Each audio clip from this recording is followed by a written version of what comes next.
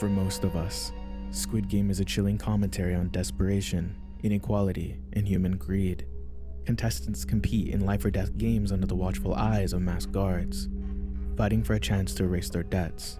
But what if I told you that South Korea once had its own version of this cruel system? Not a game, but an institution designed to exploit the powerless. Enter Brothers Home, a name that, in whispers, became synonymous with hell.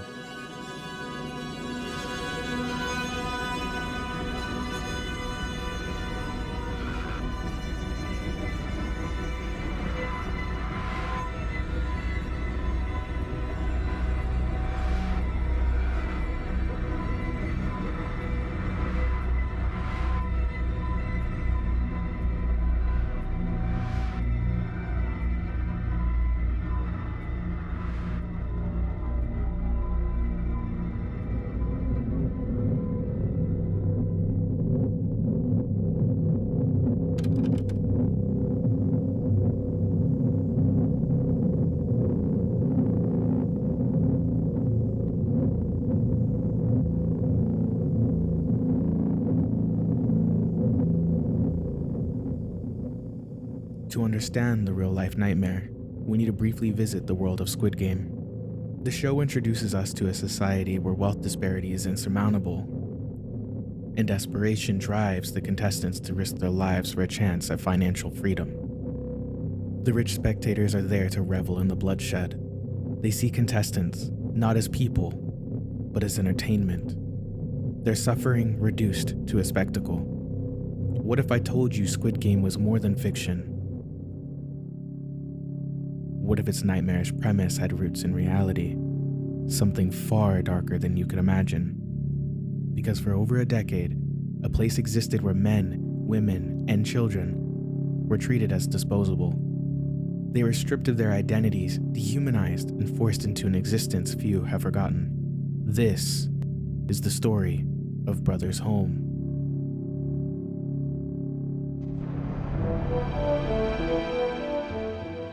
Brothers Home was a welfare home for those needing help to get back on their feet and start anew in society.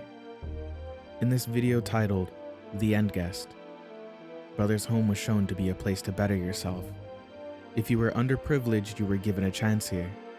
Immediately, you were given a haircut, a bath, and a uniform. You were split among age groups, then given a job. Essentially, a whole new life. This is how thousands of people were brought into the walls of Brothers Home. You were given a new life, a place to restart, or at least you were led to believe that.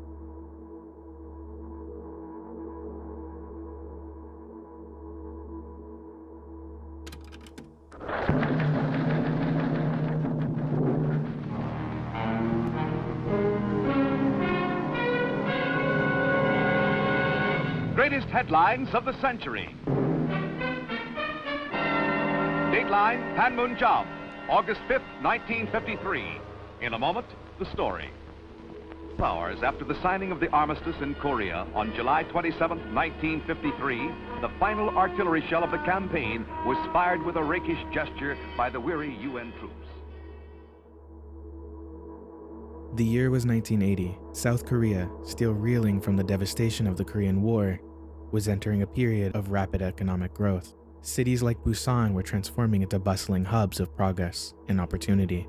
But with progress came an obsession with appearances. With modernization came an unsettling desire to hide the less fortunate, to sweep the unwanted under the rug. Chun Du-hwan, a former general who seized power in a coup, initiated social purification projects to rid the streets of vagrants, beggars, and anyone deemed undesirable. Police officers were ordered to purify the streets and remove anyone who didn't fit the image of a prosperous South Korea, allegedly given awards for those who succeeded. Buses labeled vagrant transport vehicles roamed the city, snatching individuals without warning. The homeless, the disabled, and petty criminals were rounded up. Children were even taken from their parents and sent off. But where did they go? For the fortunate, they were sent to proper welfare centers to receive rehabilitation, then returned to society. For the less fortunate, to Brothers Home. What awaited on the inside was that out of a nightmare.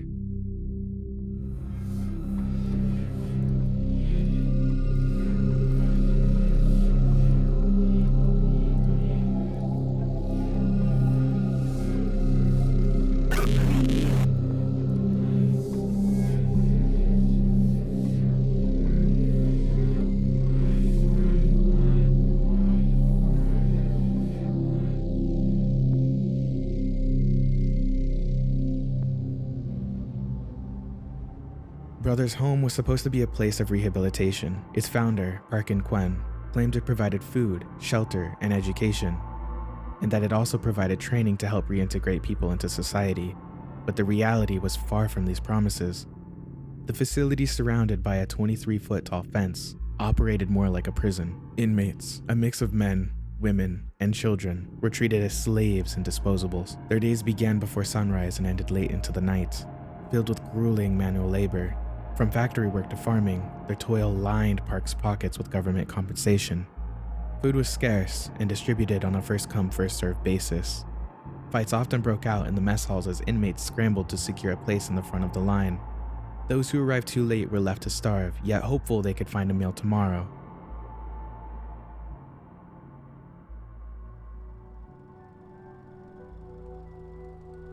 One of the most horrifying aspects of Brothers Home was how it stripped people of their identities. Upon arrival, inmates were registered, and their names and pasts were discarded. Many were simply given identification numbers. Others were renamed entirely. Convenient, easier to manage, and symbolic of their reduced status. The home was organized like an army, with inmates divided into platoons. Platoon leaders, chosen from among the prisoners, were granted authority to maintain order, often through violence. These leaders, desperate to retain their positions and privileges, were brutal enforcers. If cellmates caused trouble for their platoon, the leaders would beat them, even going so far as to rape them.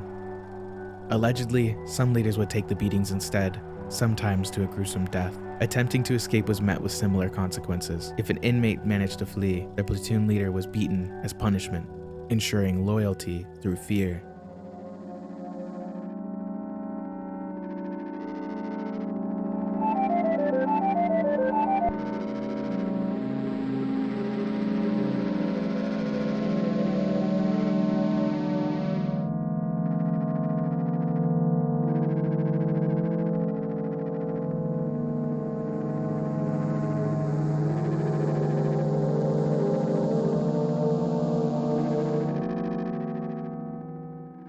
The stories that emerged from Brothers Home paint a chilling picture. One survivor recalled being falsely accused of stealing bread at just 13 years old. After being tortured by police, his genitals burned with a lighter, he was sent to Brothers Home. There, his nightmare only deepened. For 3 nights, he was raped by his platoon leader. Others spoke of witnessing beatings so severe they resulted in death. Attempting to escape was met with similar consequences. Other gruesome tales of inmates' experiences showed just how awful it was to live inside of Brothers Home. I rarely had a chance to take a shower. Lice were all over my body. We had rotten fish and stinking barley rice every day. Literally every day. Almost all of the inmates were malnourished. 4 people slept in zigzags on a small bed. It occurred every night in the corner of the dormitory. I saw a guy wearing a white robe dragging an inmate across the floor. He seemed dead. He was bleeding all over his body. His eyes were rolling back. The white robe guy didn't care at all and just kept dragging the man to somewhere. Brothers Home was a nightmare. A hell for anyone who entered. During his trial in the mid-1990s, he defended the coup as necessary to save the nation from a political crisis and denied sending troops into Gwangju. In what was dubbed the trial of the century by local media, Chon was later found guilty of mutiny, treason and bribery and sentenced to death. In their verdict, judges said Chon's rise to power came through illegal means which inflicted enormous damage on the people.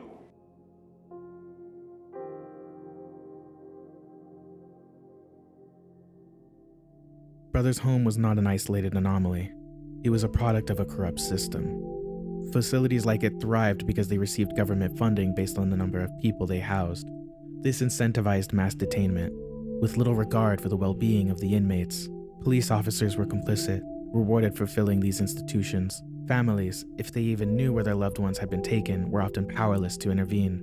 The system operated with impunity, shielded by a government more concerned with appearances than human rights. In 1987, Brothers Home was finally exposed. Reports revealed that over 500 people had died within its walls during its 12 years of operation. Park Kwan, the man behind it all, was arrested, but justice was fleeting. Park was sentenced to just 2.5 years in prison. not for murder or abuse, but for embezzlement. He lived the rest of his life in relative comfort, passing away in 2016. Survivors fought for recognition, demanding a full investigation, but their voices were largely ignored. To this day, no one has been held accountable for the horrors of Brothers' home. The scars remain, a haunting reminder of how easily systems of power can dehumanize and destroy. The story of Brothers' home forces us to confront uncomfortable truths. It's a stark reminder that the capacity for cruelty lies not in some distant past, but in the systems we build and perpetuate. The parallels to Squid Game are striking, not just in the exploitation and suffering, but in the indifference of those who watched it happen. Goodbye, and good night.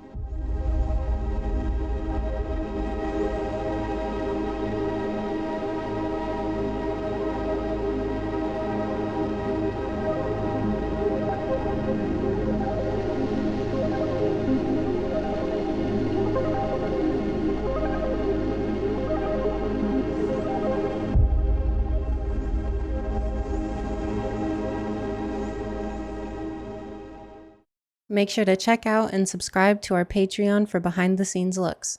Link in description.